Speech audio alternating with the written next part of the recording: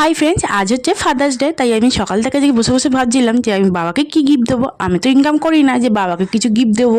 তাই বসে বসে ভাবতে ভাবতে মনে করলাম আমি যেটা পারি সেটাই বাবাকে গিফট দিই। তো আমি পারি ভালো রান্না করতে, তাই আজকে আমি নিজের হাতে বিরিয়ানি রান্না করেছি। এই দেখো বিরিয়ানিটা, আর করেছি চিকেন কষা। আমার বাবা খেতে খুব ভালোবাসে, তাই ভাবলাম ভালো রান্না করেই বাবাকে খাওয়ানো যাক। এই দেখো ভালো করে প্লেটে সাজিয়ে নিয়েছি বিরিয়ানিটা, একটু স্যালাডও কেটে দিয়েছি।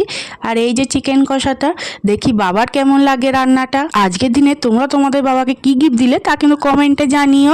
এখন বাবা খেতে বসে পড়েছে, আর বিরিয়ানিটা খেয়ে বাবা বলছে দারুণ হয়েছে। আমরা তার সাথে খেতে বসে গেছিলাম, কেউ বিরিয়ানি থেকে কেউ কি লোভ সামলাতে পারে। তাই আমি বাবা ঝটপট করে খেয়ে নিয়েছি।